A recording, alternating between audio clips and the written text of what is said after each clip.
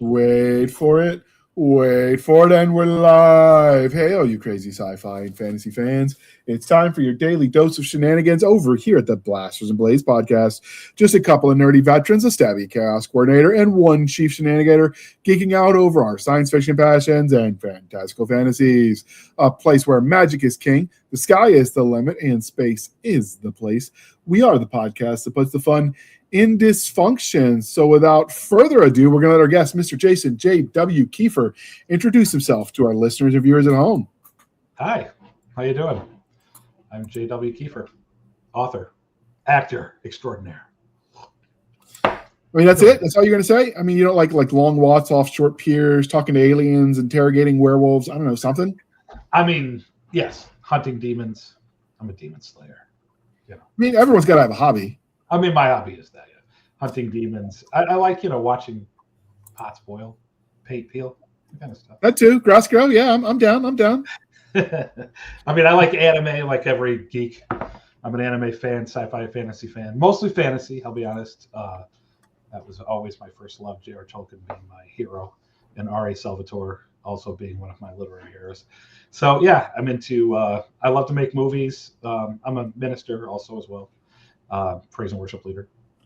So I sing, do a lot of music stuff. So, and hopefully maybe do voiceovers at some point. I've done some, voice acting. So hopefully I'll do audio, but probably going to do my own audiobooks at some point. Yeah. Cool. All right. So before we get too deep into this interview, we do have the religion question. Are you ready for this? I am. All right. Star Wars, Star Trek, or Firefly? Contrary to my mug, it's Star Wars. If you're listening at home and not watching, he has a Star Trek mug. It's got what is that? The rank insignia or Federation? Well, it's just the Federation insignia there. If you watch the shows, it's the thing they hit on their chest to get beamed up. Yes.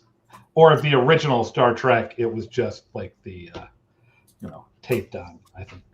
Yeah. Okay. What is it about Star Wars that speaks to you? Probably because, I grew up with both, but I think Star Wars, I really love the sci-fantasy element of it. Sci-fi, Star Trek is like true sci-fi, and I love that element as well.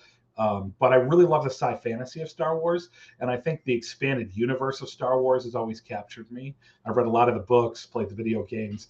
I think it would be more of a fun world to exist in, as far for me. Like, so many different aliens and races, and even though the Acolyte is terrible, I'm going to say that out loud. The Acolyte is terrible. I do like the fact that there's not just one view of what the Force is. There's like a lot of different elements of what the Force is and how to interact with the Force, and I always found that fascinating because the Force is a magic system.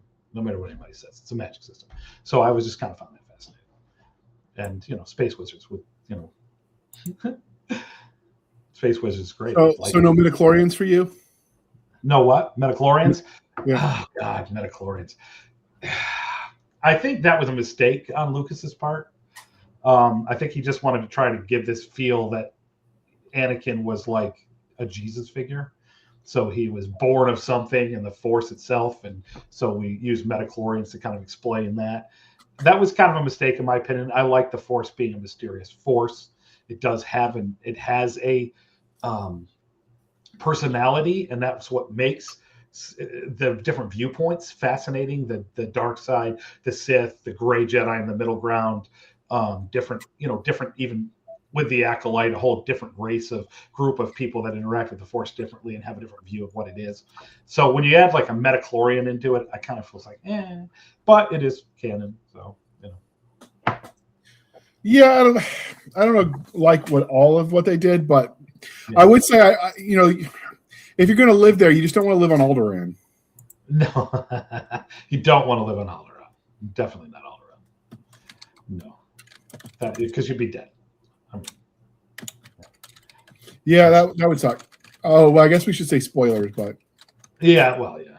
What I want to know is like, are the Rebel Alliance terrorists? I mean, realistically, they're terrorists, like in a way. I mean, we're looking at them as, okay, the Empire's bad, but to the average like stormtrooper, they're just terrorists, because Because you can't tell me like every stormtrooper is just some fascist evil person. They're just a dude like in the military that's trying to get a paycheck, you know? Yeah. So, to them, they're terrorists, so. And and they kidnap children. Yeah. Oh, the Jedi. Yeah, absolutely. So I actually enjoyed a lot of the content that was out there in the larger universe where it was looking at it from the view of just the average stormtroopers and the average people, like ignore the iconic figures everyone wants to follow. Because I think that's where the world shines the brightest as far as content goes. Agreed. I agree. I really agree with that. I liked Andor a lot. Did you watch Andor? I liked I watched the first season at least. I don't know if I watched the second. Oh, it's great. Second season is really good. But from that perspective of the rise of the rebellion and they are terrorists technically, but what they had to do in order to overthrow the Empire and the creation of that, I thought was pretty interesting. Not from the Jedi standpoint, because Jedis aren't around at this point other than Vader and the Inquisitors. So, it's kind of an interesting dichotomy and view of how the rebellion and just our average people rose up to be what it is. And that's kind of interesting, that, an interesting storyline, I thought, because it's Star Wars without Jedi, and proves to me that Star Wars can exist without Jedi.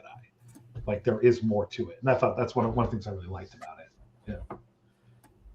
Or Space Marines. Plus,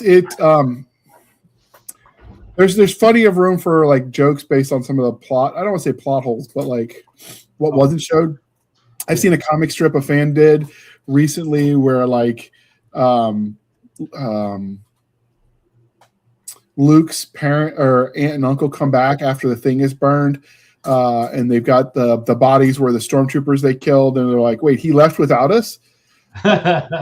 Like, we killed the stormtroopers and we led them away, and we come back and he left without us. Well, I guess he's so-and-so's problem now. Right. Yeah. And so like there's just so many places where you could look at it and get different interpretations that are all plausible based on what you saw.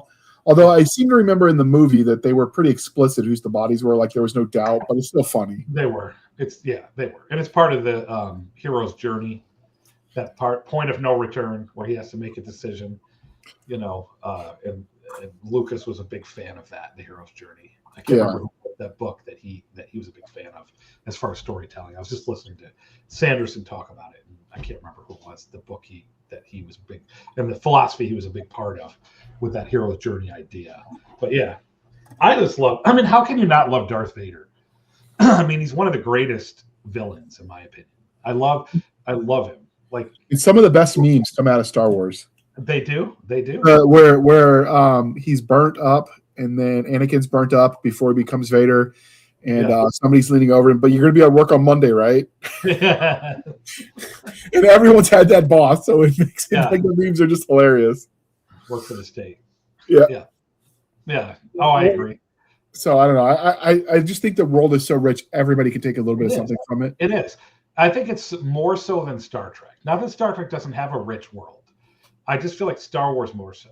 And there's so much that, when you get into the Outer Rim and you get into past the galaxy with the Yuuzhan Vong, and I'm not even sure where the Chiss Ascendancy falls into with Thrawn. I'm not sure if it's beyond the galaxy or like just on the other side, but there's just so much you can do with it. And I find that fascinating. It really is fascinating. So yeah, and I don't know. My problem with Trek, at least from what it was shown on like the series, it was too clean. Okay, yeah. Like I just don't think they understand humanity and human nature. No, I agree. So like this post-money society just never made sense to me, because we've seen what happens when people were not self-motivated, and they, there's something to be said for humanity, like the sense of accomplishment. They've actually done studies where people were living in like slums that they build themselves, and they moved them out of the slums into arguably better living conditions, and they were less happy and more depressed because even though they were better accommodations, there was no sense of accomplishments because the houses they left, they built themselves. Of course, I could see that. And so like that sense of accomplishment, if everything in a post-scarcity society is just provided, like if you don't have employment, like where do you get that sense of accomplishment from? It's the sense of purpose too. And I think that there's they get around that with this whole idea that you're just find other things to find purpose in. But Starfleet itself disproves that. The fact that a lot of people go into Starfleet because it gives them purpose, and it's a military structure, and it's a meritocracy in a way. So it's like that gives them that sense of purpose and that sense of accomplishment that's lacking in a utopia. My biggest problem is, and you see this in a lot of Islamic cultures, in the sense that I don't believe it's possible to bring all of these universal ideas together without there being conflict. And that's like one philosophy has to rise to the top and kind of rule the others, which is what the Empire in Star Wars represents, is this idea that you can't really have multiple philosophies that all disagree with each other and not have conflict. And Star Trek kind of presents this idea that it is possible, that we can have this universal unity, but yet we have all these multiple different philosophies that are conflicting with each other. And sometimes to the point of combat, certain religions can't coalesce with each other. Like, we can coexist in the sense that we're not going to kill each other, but if one of them rose to the level where their philosophy and ideology controls the whole, the other one is going to fight against that. So what you're saying to me is that we've gotten to a place where there is no such thing as truth, that nobody believes in an absolute truth anymore, and we all just kind of accept this universal idea that everybody's truth is truth. And I don't think that's possible. You're going to end up with conflict, and one ideology will end up ruling it all. And I think in order to create that sense of peace and stability, which is what the Empire represents in Star Wars, the Chiss Ascendancy in Star Wars, is that one ideology takes control of the whole in order to produce this sense of unity in the whole. It's very hard to create a unity with opposing philosophical ideas that are that extreme. You know what I'm saying? Because like somebody who believes in a religion, that's an absolute to them, and they let it dictate their life. So then when you have another opposing religion that has opposite ideology, they are going to come into conflict with each other. So I always kind of had a problem with Star Trek in that sense, that you're telling me that all these ideologies are going to somehow just get along. Well, Roddenberry was pretty anti-religion, so my understanding was it was also post-religion society. Yeah. Okay. But I don't know that's. I mean, since the dawn of humanity, they've believed in something. Before Christianity, they had other religions. Yes. After Christianity, where people don't necessarily want to believe that, they believe in other things. There's that fundamental human need to believe in something, whether it's the state, a la communism, or the environment, a la like some of the Green Party initiatives, the environmentalisms, the transhumanist movement. Like, there's always a belief in something as an absolute truth as the guide stone. And that's just human nature. Like, this is not a judgment on any of the individual belief systems. It's just that there is one that is like, I think it's the design in humanity, or not design. It's just a trait that humans have as a search for a sense of purpose, is what it comes back to. Absolutely. And I think that that's where there's no way to have a perfect utopia unless it's under one ideology, I guess is what I'm trying to say. So for there to be a utopia where every ideology just exists on the same level, I don't feel like that's possible with human nature. And we saw that when we saw the ideologies clash, when the Khan expanded outward, pushing the Goths, the Visigoths, the Vandals, etc., into the Roman space, and eventually led to the collapse of the Roman Empire. I know it's stereotypical, like as a dude, to go back to the Roman Empire, but it's just such a perfect example. True, absolutely. But even the Roman Empire, even though they allowed certain ideologies to exist, you had to submit to theirs. But when they stopped, is what I'm saying, is when it fell. Yeah. Oh, right. Exactly. Yes, absolutely. You're absolutely right. Absolutely. 100%.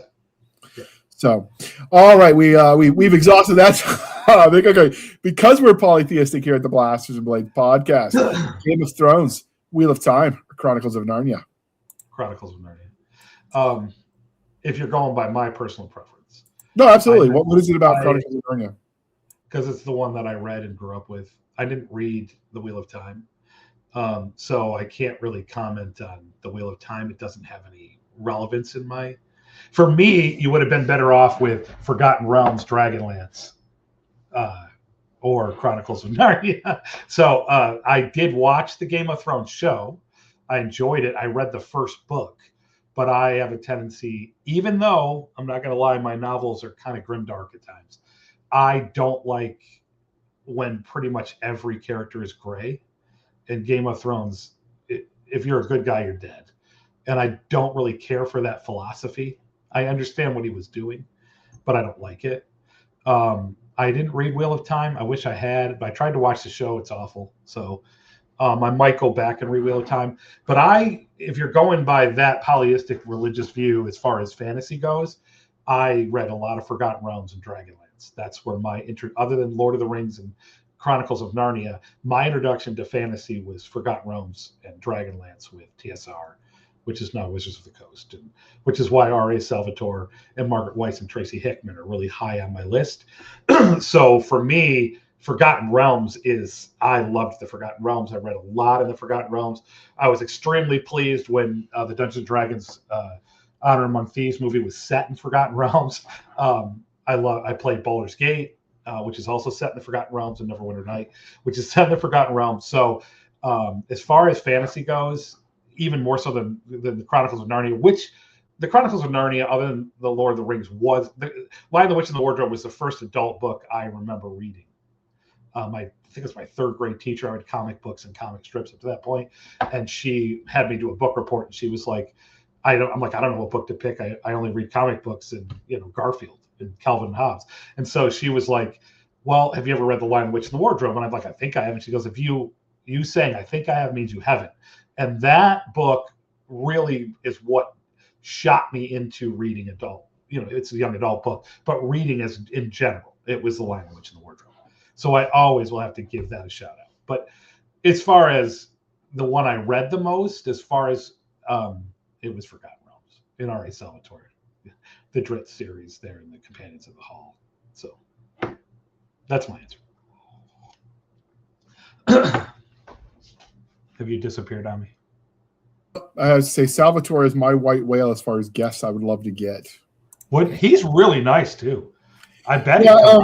He's. I mean, we've come close a couple times, but between life for him and scheduling, it just never worked. I circle back every other year or so since we started Sci-Fi Shenanigans back in 2016. Wow. Yeah. Yeah, that was in your first season of that, wasn't it? Yeah. So like it's I mean he was polite in the email. I mean I got through past his personal assistant, virtual assistant, whatever, secretary. But yeah, I'd just love to talk to him because like you said, he was pretty big with TSR and fantasy. Yeah. And, he's definitely if you read my books, two of the main characters, Jared, the Justice Sword, and the Injustice Sword, and the Musketeer. I mean, the Musketeer is a mixture of Jarlaxle and Artemis Entreri. So, and Jared, in this conflict between the two main characters who are swordsmen. So you can very much see influences from R.A. Salvatore in my books. Absolutely. With a name like Musketeer, I thought you might have been going back further with your reference, but. What do you mean, like the Three Musketeers or another? Yeah, D'Artagnan. Yeah. Yes, to a degree, but because mine is set. It's not a fantasy world per se. It's set in modern world, so my characters are the swords are sentient, so they take bearers throughout all of history, and so the Injustice character that is in this version is a musketeer from France. He was actually one of Cardinal Richelieu's guards, which I got from the Three Musketeers. So he actually comments on that in the first book that he's not a musketeer really. He was one of Cardinal Richelieu's guards, and he doesn't like the musketeers at all. But he is called the Musketeer. It's kind of what everybody calls him. So he has a name. It's just, and I think it's Renault. But he's just called the Musketeer because it's kind of like this iconic. He looks like a musketeer. Everybody refers to him as the Musketeer because he's like a force of nature. So it's like, oh, the Musketeer shows up and you're screwed, So, but realistically, the feather in the hat, Jarlaxle, the assassin-esque rapier carrying character, the goofy kind of trickster Jarlaxle. Although Jarlaxle is kind of an anti-hero, he's not always a villain, but same with Artemis to some degree. But then again, you write the same characters for a million years, like Salvatore. The stories change, and death isn't final necessarily all the time. So but, if you go ahead. No, I'm done. If you liked Salvatore and you liked that kind of stuff when you were first reading, did you ever read the Lone Wolf series by Joe Denver, which was the choose your own adventure fantasy books that are sort of along those lines? I did not. I remember Choose Your Own Adventure, but I don't remember reading those. Oh, I loved those as a kid. I got the whole set, passed them on to my kids. I read a lot of them. I used to get them at the Scholastic Book Fair, I remember. We loved them a lot. My kids have never, they don't really, I was reading Brian Jakes to them when they were younger with the Redwall series there. And okay. I read, of course, Chronicles of Narnia and was it Aragon was big then. So I think I read them Aragon, Inkheart. I read to them. My daughter is an obsessive reader. My son does not read, but I am an audiobook guy. So when we would travel, I would listen to audiobooks. So he is now obsessed with audiobooks, and particularly Dungeon Crawler Carl. So, which I tried very hard not to like. I love Dungeon Crawler Carl. Why'd you try hard not to like it? I don't know. I didn't want to. I don't know if it was just because everybody else liked it. I am not a lit RPG guy. I did listen to an audiobook series called Bushido Online, which is a lit RPG, and I did enjoy that a lot. But I was trying to avoid the lit RPG mainly because I watch a lot of anime. So the isekai anime, getting set to another world, reincarnated in another world. To me, it was just like I watched so much of that, I didn't want to read about it. So I didn't want to get into a whole thing. But then my son really liked Dungeon Crawler Carl. Everybody likes Dungeon Crawler Carl. Matt Dinneman is a really nice guy. And so I was like, you know what, I'll give it a shot. And it was like, and I started with the audiobook, and I'm just like, dear God. I was like, curse you, Matt Dinneman. Take my money. So now I'm like looking at merchandise, and I want to get a t-shirt with Princess Donut that says Mongo is appalled. So so it's awesome. But I feel like I guess we're going off on a different. But I feel like what I love about Matt Dinneman is it's not just a traditional lit RPG. The way he brings about the idea of it was fascinating. Like nobody had ever done that. Like I've seen a lot of reincarnating to another world. You're going into a video game, which is what Bushido Online is. He's blind. He's a martial arts fighter, and he's blind, and he ends up getting this. They want him to try out this virtual game, and in the virtual game, he can see and experience the world. So there's a lot of this. He gets lost in it, but he's also got to try to find his way back to real life. But so it's very fascinating. But what I love about Dinneman is just the way it comes about. It's like these aliens are just like, oh yeah, hey, we're taking over your world, and now you have an option to go into this game. And there's the whole thing with AI and artificial intelligence and is it alive and things of that nature and greater politics of the universe. But I really thought that was fascinating, and it's funny and just entertaining. It's really entertaining. So fair. Yeah. All right. One of the crying shames of adulthood is we stop asking each other the important questions. And thanks to the generosity of our sponsors, we're going to bring that back. I'm going to ask you, sir, what's your favorite dinosaur? My favorite dinosaur was always the T-Rex. So it'll always be the T-Rex. Ever since I was a kid, I actually wanted to be a paleontologist when I was a kid. That was one of the things I wanted to be. So it will always be the T-Rex. Hands down. I mean, raptors are cool thanks to Dungeon Crawler Carl and Jurassic Park, but it will always be T-Rex. Even with the little hands. All right. None of the hybrid T-Rex hybrids from Jurassic Park? No, just the regular old T-Rex. The regular old T-Rex. I mean, everybody's favorite murder chicken. Yeah, the murder chicken. Allosauruses were cool too, but they were just really a smaller version of the T-Rex. But yeah, I mean, I like the Stegosaurus too. I always thought that was kind of cool. But T-Rex, I mean, just when you're a kid, I think every kid just loves. Maybe because T-Rex also reminds you of Godzilla. And I know I grew up watching monster movies every Saturday afternoon. It was either Kung Fu or Saturday, or it was either Kung Fu, Godzilla, or depending on if golf was on, I had to watch golf because my dad would watch golf. But, after cartoons were over, it was Kung Fu or Godzilla. So I grew up with Godzilla, and Godzilla is just a really huge T-Rex that breathes fire. So, I was always kind of like, so, yeah. Did you watch that cartoon about Kung Fu? Which one? Let me see if I can remember. Was it not Kung Fu Panda? It was older than that. Hong Kong Chewy, maybe? Oh, Hong Kong Phooey? Oh, yeah. Yeah, he was like a Hanna-Barbera character, if I remember correctly. Yeah. Yeah. Oh, yeah, of course. Afternoon Super Guy, or Hero Guy, whatever it was. Hong Kong Phooey. Oh, yeah. Oh, heck yeah.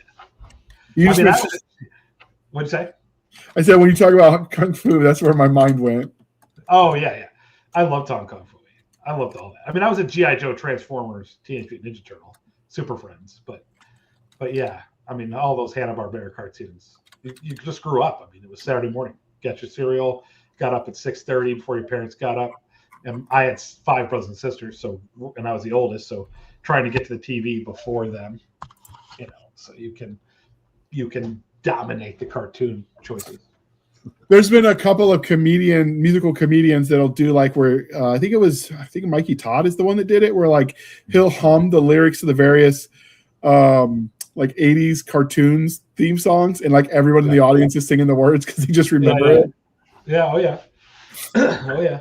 That was one of his bits, but that's awesome. Anyway. All right, so we are civilized human beings here at the Blasters and Blades podcast. We are no longer knuckle dragging troglodytes. So I'm going to ask you, sir, coffee or tea, and how do you take it? Coffee with flavored creamer. Okay. I like it sweet. I like dark coffee with sweet creamer. I like to be able to taste the coffee, but I also have to have a blend. I can't do bitter. It's also why I don't like beer. I can't do bitter. So I have to have sweet in the coffee. I've tried doing just black. I've tried doing just cream, and I have to have some sweet. So usually flavored creamer. My current favorite is butterbeer. When it comes to alcohol, I don't like the dry. I don't mind bitter, but when it's dry. But apparently, if you ask the priest what wine they use because you thought it tasted good, that's bad form. Who knew? Oh. Who knew? That was not the answer they were looking for. No. Most of the time, wine is just really dry, and I'm like, oh, this is actually good. I wonder what they use. Right, yeah. It's more like grape juice, probably. No, you can tell the difference between wine and grape juice, generally speaking. Okay. I'm not a wine guy, so I could. Anyway, I'm not normally, but sometimes you'll taste one or two where they're actually just surprisingly good. Yeah. So how did you get into because obviously if you're writing books at some point in time, you started by reading books, when you mentioned with your third grade or second grade teacher.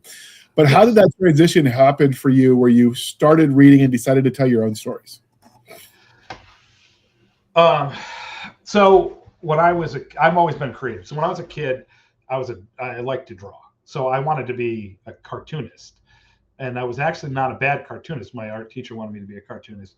But when I started reading comic books, I wanted to draw comics. I am terrible at drawing serious. So I just gave up drawing. So at that point, because I'm very creative, other than like every person, I wanted to make movies, I moved into writing my own stories. So we started with writing comic book characters and hanging out with my friends and playing role-playing games and writing stories for the role-playing games. And that's kind of where I started.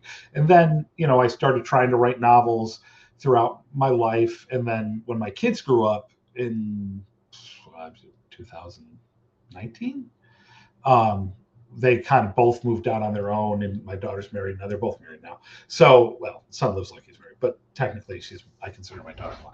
But so I started taking it seriously then. And that was when I was in between jobs, and I just sat down. I had written about half a novel over the course of 15 years. So I sat down and just finished the novel in a month, and then got it edited and did all that and put it out. So that's kind of where I started writing. But I've always written. I took writing in college on top of teaching. I wrote some scripts, did a lot of that script writing for a while. Wrote a lot of comic book scripts, stuff like that. Nothing that got published. But then working in the film with my friend who does movies, because we grew up together and we both were talking about how we're going to do movies. And I had kind of gone into the writing. He went into the graphic design, motion graphics side of it. And so I've helped him write some scripts, and we've always talking about how we're going to do that. But that's kind of how I got into it. But I just love telling stories. So, writing novels, because I read so many novels, just kind of became course for me. That's what I'm going to do. Actually, the books and my characters started out as comic book characters. I had actually changed the story a lot to make it fit into a paranormal urban fantasy setting, but they were originally comic book characters. Okay. What made you choose the paranormal urban fantasy as the venue for the way you're telling the stories? Because that seems to be what you've mostly written as far as story worlds. Yes. It just fit. It just fit with what the context of what I wanted to tell, because they're set in the modern world. I didn't feel like it would transition as well into a fantasy setting. I mean, I could have just taken the concepts into a fantasy world. But I just felt like it fit more in the paranormal urban. I like the concept of bringing actual historical events and real mythology into my books and adding my own spin on it to give it kind of a feel that it could exist. And that's why I kind of went with that. Because before that, I wrote comic books and fantasy. I tried to write 15 different fantasy novels over the course of 20 years, So this was kind of where I went with it, because I felt like the story served that. And I'm probably not going to lie that Jim Butcher played a bit of influence into it, because I started reading the Dresden Files, and I had never read paranormal urban fantasy up till the Dresden Files. And so I really got enamored with the Dresden Files, and I just really the original concept, which I don't feel like I pulled off. The original concept was I wanted each book to be a self-contained story like Dresden that carries over into a greater narrative. Don't feel like it worked out because book 1 and 2 just kind of don't end. They just kind of continue into it. And book 1 ends, but it just kind of, book 2 just takes off where book 1 ended. So, but that was kind of my idea, and I just felt like it served the world. I being a Christian, my worldview with demons and angels and the supernatural, having dealt with a lot of supernatural things in my life, and having dealt with even ghosts and those types of things, had encounters. It fit for me. It just fit in that world, because I think you write what you know about. Obviously, reading mostly fantasy, it would have been easy to transition into fantasy, but this for me just fit with the story I wanted to tell for my first novels. I'm sure I'll write fantasy at some point, and might continue writing different urban fantasy, and I have a children's book series I'm working on as well at the same time. So we'll see. But yeah, that's why. Well, since we've already kind of started transitioning into your novel, let's pause for a moment while we shamelessly show for the man, and then we'll just jump right in and talk about the novel, since that's kind of the direction the conversation is going naturally. Okay, perfect. Jenny Morgan's life shattered the day her parents died. Sent to live with an eccentric aunt in the wilds of West Virginia, she expects nothing more than a quiet, lonely exile. But when whispers of witchcraft, ghosts, and monsters surface, she's thrust into a world she never imagined. A monstrous evil is rising, one woven from the threads of Appalachian folklore, and it's coming for her new home. With help from 3 unlikely allies, Jenny faces an impossible choice: embrace the magic she denies, or lose everything she's starting to love. Blood Creek Witch by Jay Barneson is a spellbinding tale of thrilling adventure, mystery, and the haunting pull of destiny. Find it at your favorite bookseller. All right, thank you for sticking with us through that commercial interlude. With that out of the way, let's dig into the series that brought us here, the Justice Cycles series. Yes. So where did the premise for this universe come from? Like, where did you get the idea? They were comic book characters. Yeah, but the comic book character came from where originally. Yeah, no. So it was, the idea for me was, I guess they originally started with the idea of a kind of a depressed kid, it was like, what if you lost everything and you're forced into this whole other world where you have to become something, but give up what you wanted out of life, and there's no way to go back to that, and how would you deal with that? And then it became a greater philosophical understanding, or not understanding, but a greater philosophical take, it's not the word I'm looking for, it'll come to me when the podcast's over, but thoughts on what is justice. So the sword itself is the living embodiment of justice. So what is justice? And so, there's a saying that, and I can't remember who said it off the top of my head. I do mention it in the book, but justice without mercy is actually evil. And so, but what absolute justice or true justice is not fair. It's simply black and white. And so having this concept of here's a human being that has to become this avatar of justice. They have to, their whole life, and they're forced into it. They don't have a choice. This is not, I'm giving away a lot of the book, but they're kind of forced into it. There is no, hey, I want to choose to be this. It's you're chosen by the sword and you have no choice. And so your old life is forfeit. And so now you're having to deal with this idea that I'm being forced into a sentient sword that talks to you, forces you in some ways to do things, but you have to learn how to work together. But it's the concept of what is justice. And so there's a lot of that in there. So the sentient sword is justice. It is literally the living embodiment of justice, but it has a personality. And so it is now having to be paired with a human being that has its own views and personality of things. And so, but that human is forced into this relationship. So they have to learn, which is why it's called the justice cycle. They have to learn how to coexist and become the spirit of justice. And then when they do, a human soul cannot tolerate being justice forever. So there's a deterioration. So then there's a counterbalance, which is the spirit of injustice, who is what, and that sword will then come at this point in time and end the life of the bearer, and the sword cycle will begin again. And up till the end of the cycle, the bearer is pretty much immortal. Like there's no way to stop him. Maybe when he's like first born, a fledgling justice, the injustice character could probably kill him and the cycle would start over. But once he gets to that peak of they've kind of come into coexistence with each other, they've become the avatar of justice, there really is no stopping it.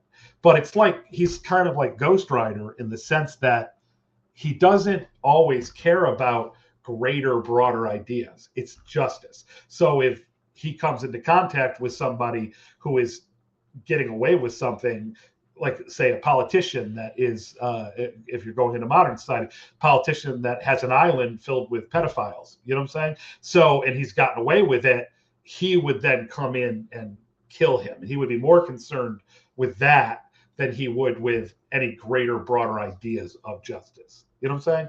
Like he's not marching on, against Black Lives Matter or, gay rights matter. Like he's not into that. It's more the simple embodiment of what is justice.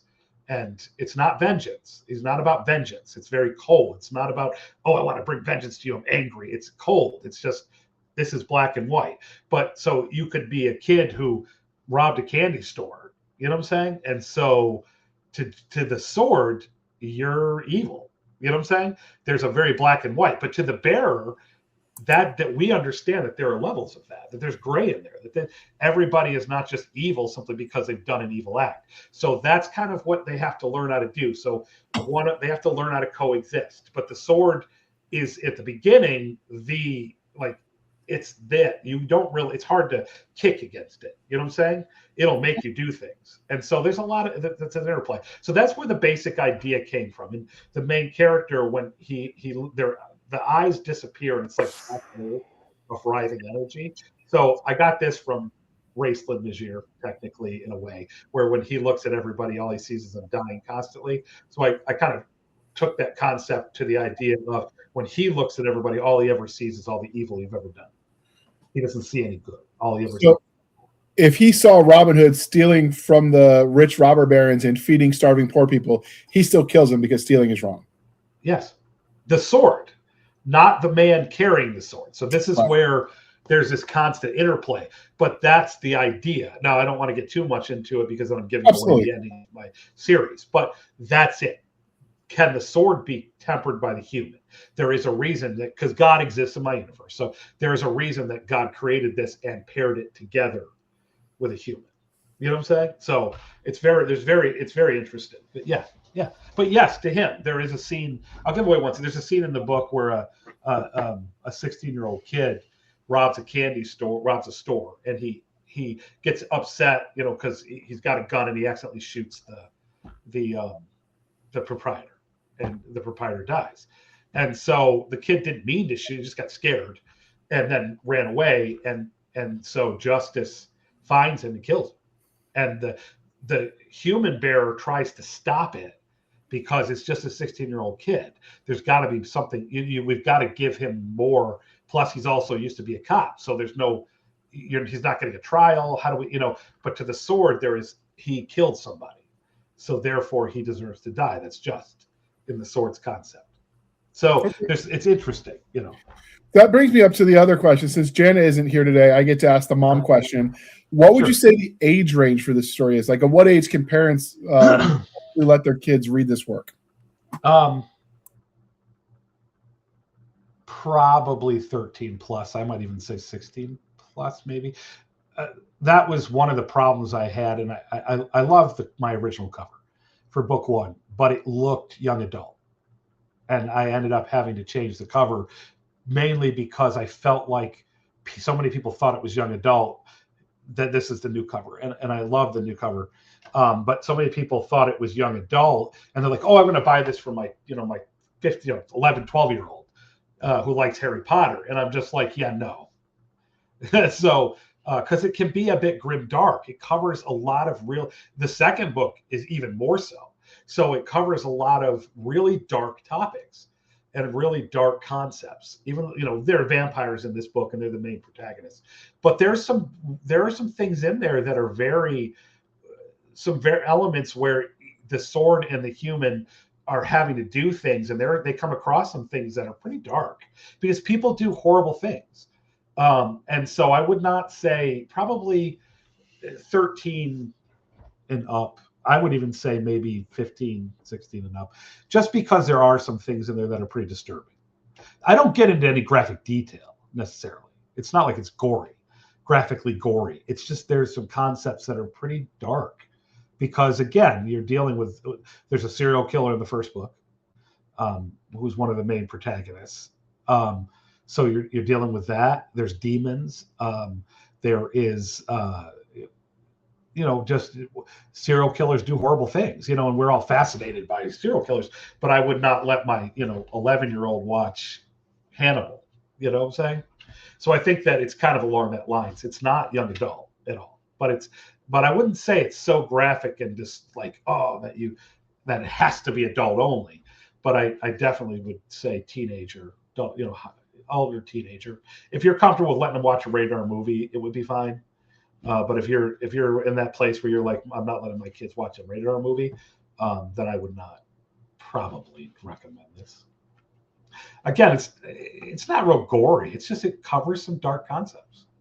So you mentioned that the main character, at least the human side of the duo, is an ex-cop. What else can you tell me about the main character?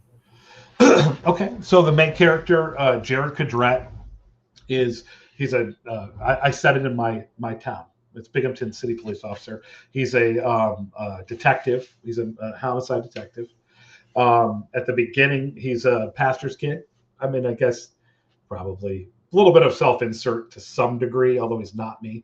But there's a little bit of an element that is self-insertive in some ways because I use a lot of my own history as far as the parents and the area.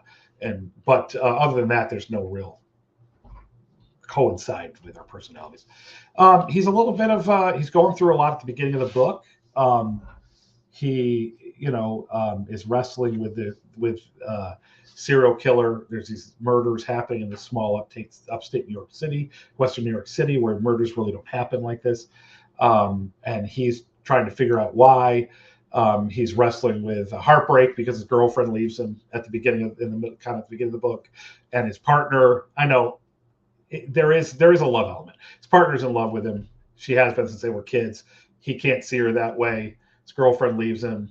And so there's a lot of that element. So he's kind of dealing with some heartache, but he's got also his brother shows up in town, his younger brother, who has got a real adversarial relationship with his mother and father. So there's a lot of that element while he's trying to solve this murder these murders that are going on, also kind of trying to, deal with his own emotional trauma. And if I give away too much more than the story, I'll give away the story. So absolutely, we don't want spoilers because we want people to read the book. So what about secondary character? Well, first off, is there anything else than what you've already said about the sword that you could tell us without spoiling it, or have you already said enough? I mean, the sword is sentient. It has a personality. And I don't want to, if I tell you how it works, I'm giving away the story. Okay. Because this kind of, the way the book works is the first half of the book is a specific way of it, and then it kind of turns itself on its head in the middle. And so that's when when the beginning of the book is not supernaturally paranormal. It's more of like, there's some paranormal elements, but then the second part of the book is you're thrust into this paranormal world, and the whole thing just. So the way the sword works and the relationship between the main character is a huge part of the book, and it would be giving away a lot if I tell you too much more. That's fair, and like I said, we always want people to read the book. So, what about secondary characters in this novel? The what now? Are there any secondary characters that you? Oh yeah, absolutely. Yes. So his partner Dana Campbell, who is also a main character. She's a police detective. She's a very no nonsense. Like, he's a pastor's kid. He's, a little more Christian than she is. She was raised Christian too, but her relationship with God is different.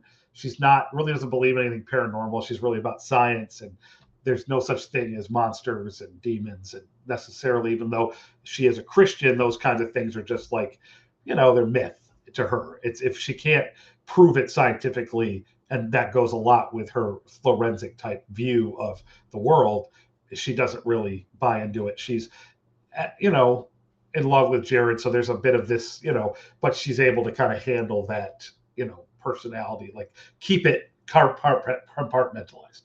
And so she's, becomes a main character in it. And she really is a very big main character. I don't want to give away too much of the story, give away any spoilers, but she has a big part to play in it.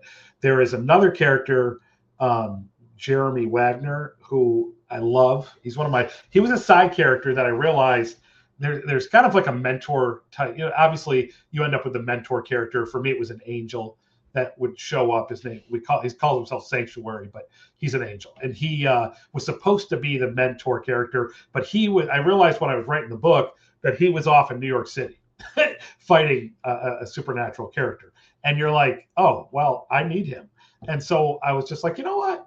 I'll add a different character, this other character, because I'm a pantser.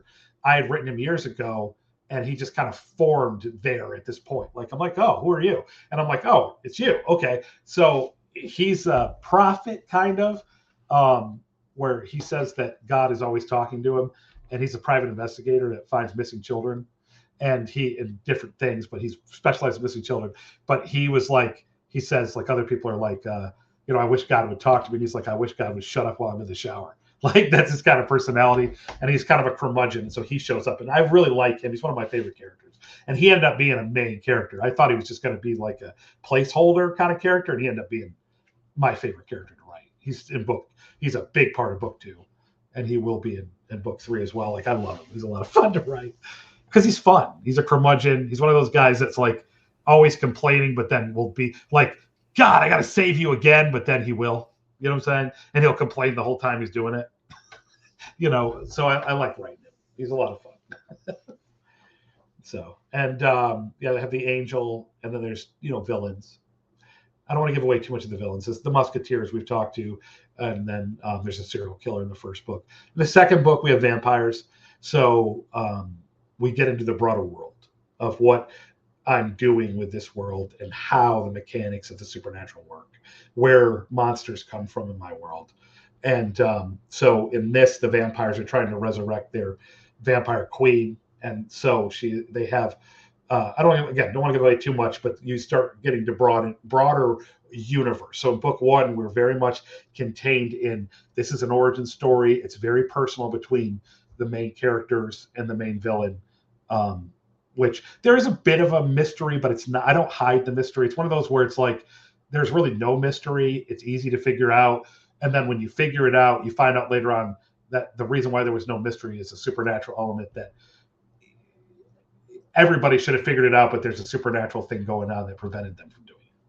And so, but it's very personal, very small, contained in upstate New York. A lot of this, origin story with this personal relationships. And then when we get into book 2, we're broadening out into this greater horizon where, now we have vampires and we have a Wendigo and we've got, other monsters. And there's a sense of, wow, the world is a lot more broader and there's more going on here than just this, one-on-one kind of serial killer or super good guy relationship. And he starts to see, he's still dealing with the sword and his relationship with the sword and trying to find a balance. And then he starts dealing with this imbalance, which threatens to affect everything and his relationship with the sword, while we're also broadening out into this greater horizon of a universe that is inhabited by more things than just what we've seen up to now. I actually, on my website, I have a bestiary, and I'm actually adding different characters and monsters as I introduce them into the books.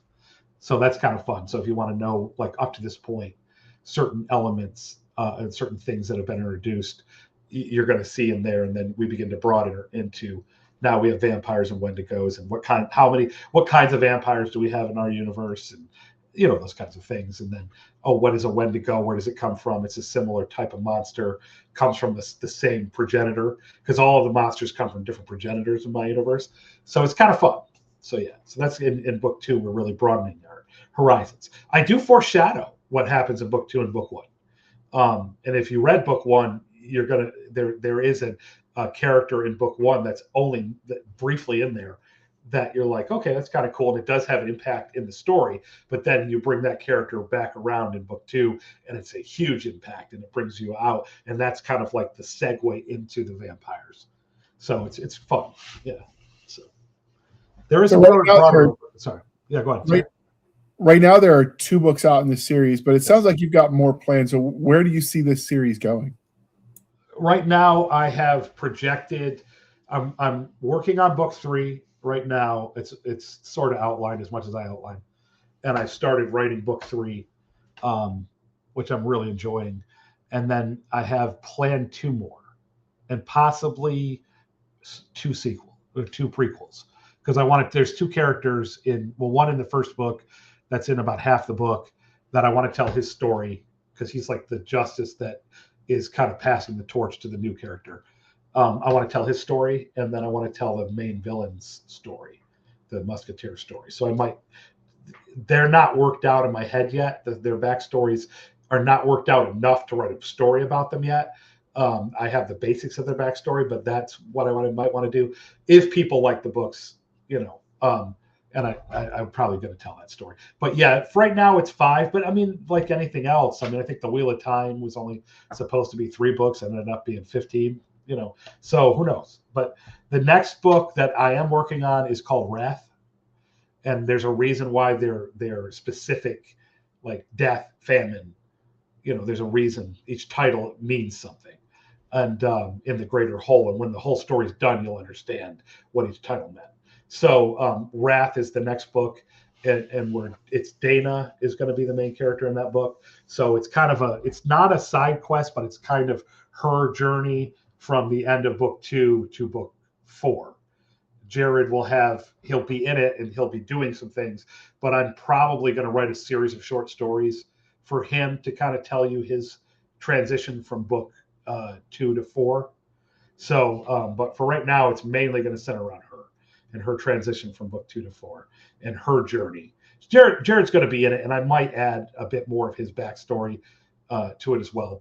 And then there's 2 others there, because it's kind of an escalating story. So you start out with the origin. It's very personal. You start to broaden into a greater world where you're finding out that there's all sorts of different monsters and powers in the universe that are all vying with each other. Then book 3 is going back to more of a personal story, where it's Dana's kind of transition from dealing with the events personally, her journey of dealing with the events of the first 2 books, and how it broke her, and her finding her way back.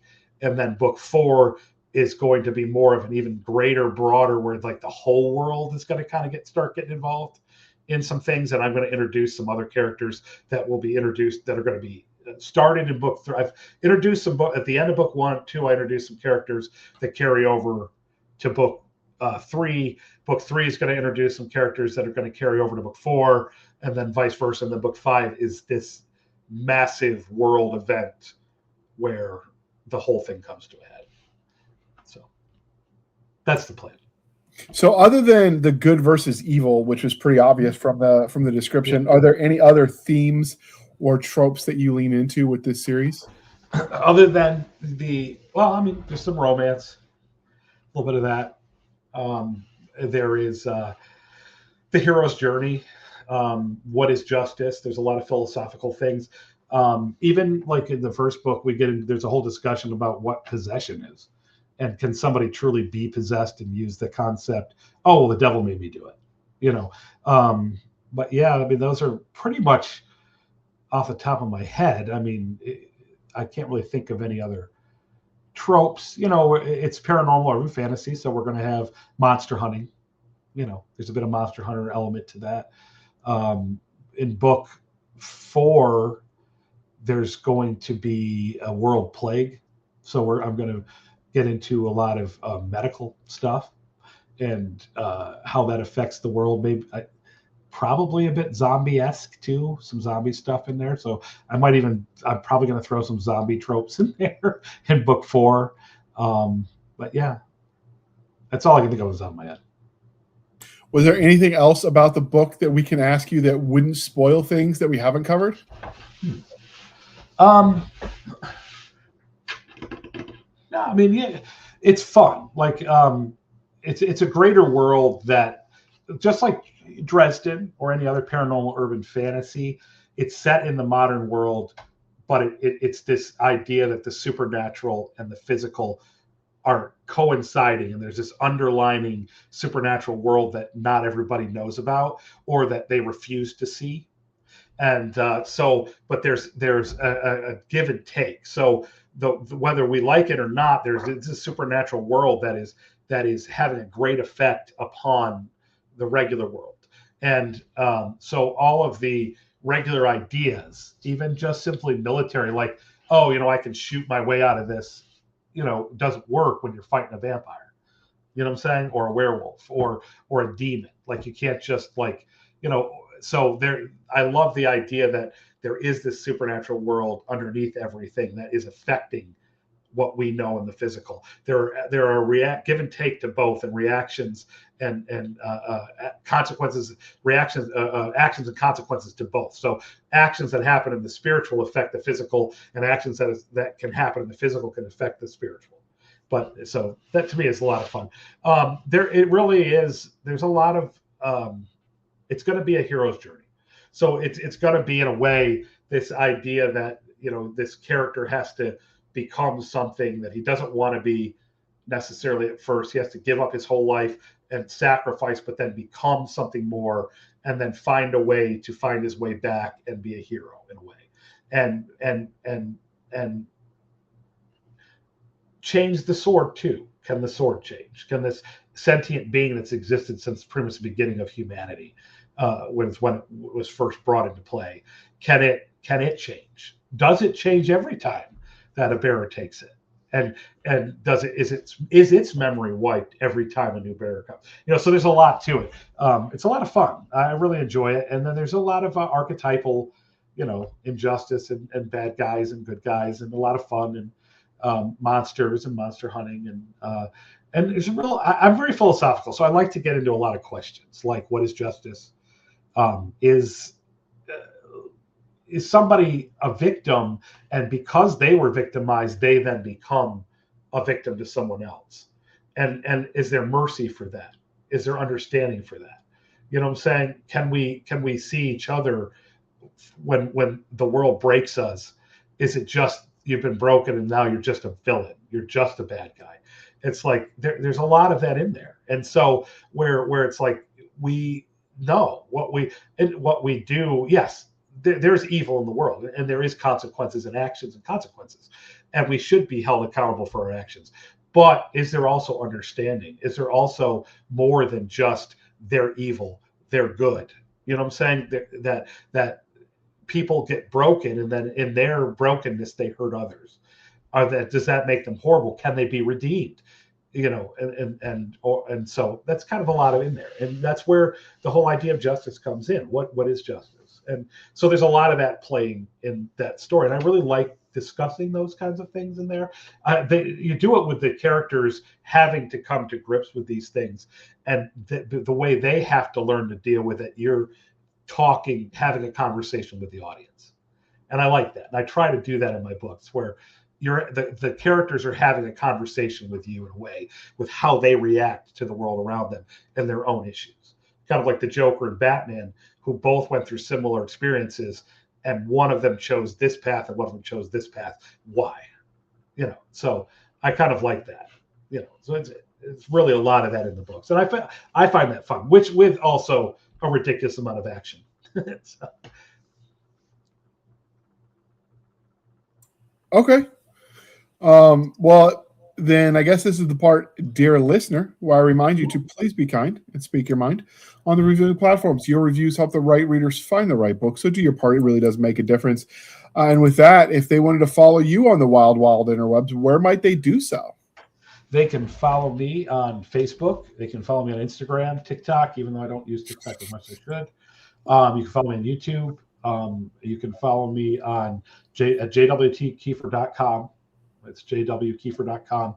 All of my links are there. All of my socials are also there. And that's where you can follow me right now. I'm also in a movie that you can find on Amazon and Fubu and what is that other free TV one? Tubi, called Diva Behind the Glass. So you can find me there as well right now. Hopefully we'll be doing more of that, doing more movies, and hopefully soon an audiobook will be available. I'm actually working on that right now. So that is episode 602. It was last season 5. If you want to check that out. Oh, right. Yeah, that's right. We were on your. That's right. We were on your podcast. That's right. Yeah. So, all right, dear listener, you can follow us on our Linktree, linktr.ee. Linktree/Blasters and Blades Podcast. Again, Linktree/Blasters and Blades Podcast, where we link to all the things: the BitChute, the Rumble, the YouTube, the TikTok, the Twitters.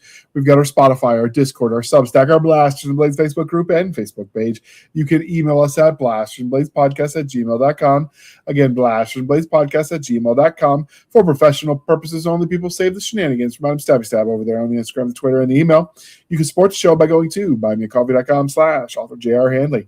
Again, buymeacoffee.com/author J.R. Handley. Be sure to put in the comment section that it's for the podcast, and I promise I will keep my co-hosts duly caffeinated. We will drink that coffee brand coffee till they get high on their own supply. If you wanted some of that coffee brand coffee, tea, or hot chocolate, the link is in the show notes. The discount code is Podcast Grunts. You get 10% off. We get a little bit of a kickback. It's a win-win, people. And with that, I'd like to thank you for spending some of your precious time with us. I am J.R. Handley for my crazy co-host. This was the Blasters and Blades podcast. I realize I got that inverted, but whatever. We'll just rock with it. We'll be back next week at the same time. We'll indulge our love of nerd culture, cheesy jokes, and all things that go boom. And with that, we're going to hit the end button. Thank you for coming on, Jason. This was fun. Thank you for having me, guys. It was fun. All right, with that, we're going to